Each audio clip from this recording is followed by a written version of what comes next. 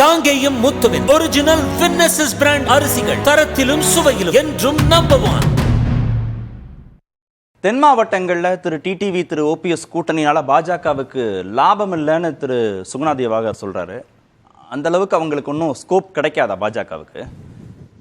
இல்ல, ஓவராலா பாஜகவுக்கு ஸ்கோப் இருக்கா என்று பார்த்தால் மிகவும் குறைவாகத்தான் இருப்பதா. அதாவது வாக்கு சதவீதம் அவங்க இம்ப்ரூவ் பண்ண போறாங்க, அதுல எனக்கு மாற்று கருத்தே கிடையாது.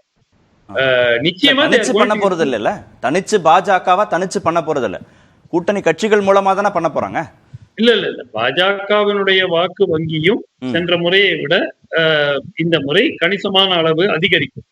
ஆனால் அந்த அதிகரிக்கிறதுனால இடங்களில் வெற்றி பெறும் வாய்ப்பு இருக்கிறதா என்றால் என்னை பொறுத்த வரைக்கும் ஓரிரு இடங்களை தவிர வெற்றி வாய்ப்பு பாஜகவுக்கு இருப்பதாக நான் பார்க்கவில்லை.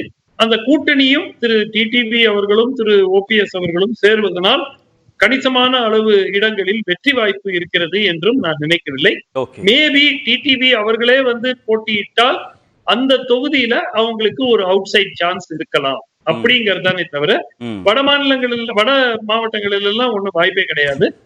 அதே போன்று கொங்கு மண்டலத்திலையும் ஒண்ணும் பெரிய வெற்றி வாய்ப்பு என்று அதிமுகவை டேமேஜ் பண்ணலாம், அதுல எனக்கு மாற்று கருத்து இல்லை. அதிமுகவை டேமேஜ் பண்ணலாமே தவிர அவர்கள் and one more thing, target திமுகவுக்கு இல்ல, திரு எடப்பாடிக்கா பாஜக கூட்டணியின் நோக்கம்? பாஜக கூட்டணியினுடைய ஒரே நோக்கம் அதிமுகவை வீழ்த்த வேண்டும் என்பதுதான். அவர்களுக்கு திமுகவை வீழ்த்த போவதில்லை என்று அவர்களுக்கும் நன்றாக தெரியும். அவங்க டார்கெட்டே அதிமுகவை வீழ்த்த வேண்டும், கணிசமான இடங்களில் 3வது இடத்துக்கு அதிமுகவை தள்ள வேண்டும் அப்படிங்கிற டார்கெட். அதான் டார்கெட். ஓகே, இந்த தேர்தலில் திமுக கூட்டணி இன்டாக்டா இருக்குங்கிறத புரிந்து கொண்டு எடப்பாடியை 3வது இடத்துக்கு தள்ள முடியுமான்னு தான் பாஜக யோசிக்குது அப்படின்னா பெரிய சவாலா தானே இருக்கும். இல்லைங்க, அது ஒரு கற்பனையான முயற்சி. நீங்க இது நினைச்சு பார்க்க முடியாத ஒரு சொல்து. அது அங்க அதிமுகவுடைய இப்போ ஒவ்வொரு கிராமத்திலும் எனக்கே தெரியுங்க. இப்போ எங்க ஊர் வச்சுங்க, கோவில்பாளையம், அந்த ஊர்ல 500 பேர் இருக்கானா அது 400 பேர் அதிமுக, பாஜக 4 பேர் இருக்க மாட்டாங்க. இந்த மாதிரி உறுப்பினரே இல்லாத ஊர்கள் அதிகமா இருக்கு. எப்படி பண்ணுன்னு தெரியல. ஓட்டு யாரு போடுறதுன்னு பண்ணுங்களா? 1 லட்சம் ஓட்டு வாங்குறது சாதாரண விஷயமா இல்லை. இது அண்ணாமலை நடைபெறும் போறாரு, ஒரு 10,000 பேர் போறாங்க, அதை எல்லா ஊர்லயும் அந்த கூட்டம் போகுது. இதை வைத்துக் கொண்டு மிகப்பெரிய ஒரு கூட்டம் சேர்ந்துருச்சு. அது வாக்கு வங்கியா ஒரே கூட்டம் தான் தமிழ்நாடு முழுவதும் போனது. நிச்சயமாக ஒரு 5000, நான் பல இடத்துல பார்த்தேங்க, திருப்பூர் பார்த்தேன், ஒரு 3000 பேர் இருக்கு. இந்த 3000 பேர் வச்சு எப்படி நீங்க வாக்கு வங்கி நினைப்பீங்க? ஒரு தொகுதிங்கிறது குறைஞ்சது 3 லட்சம் 4 லட்சம் ஓட்டு இருக்காங்க, எப்படி சொல்லுங்க அதை பத்தி? இது வெறுமனே கற்பனைங்க. அதிமுக அப்படி அல்ல. ஒரு பல இடத்துல எஸ்பி வேலுமணி அவர்கள் கலந்து கொண்ட மிகப்பெரிய பொதுக்கூட்டம்ங்க. மோடி 3 நாள் நடத்தினாங்க.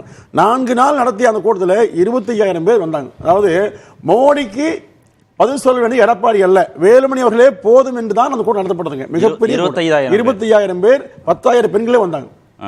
திரு வேலுமணி அவர்கள் கலந்து கொண்டு பேசிய பொதுக்கூட்டம். நீங்க ஆண்டு கணக்கில் திரட்டப்பட்ட கூட்டத்தில் ஒரு 50,000 பேர் இருப்பாங்க. இதுதான் பாஜக.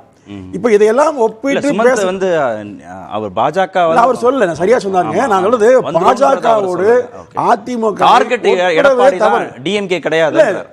அதிமுக போட்டீங்க, பிஜேபி வெறுமனே முயற்சிக்குது. இந்த முயற்சி பலிக்காதுன்னு அதிமுக தான் பைபோலா. நிச்சயமா காங்கேயம் முத்துவின் ஒரிஜினல் வின்னசஸ் பிராண்ட் அரிசிகள் தரத்திலும் சுவையிலும் என்றும் நம்பர் 1.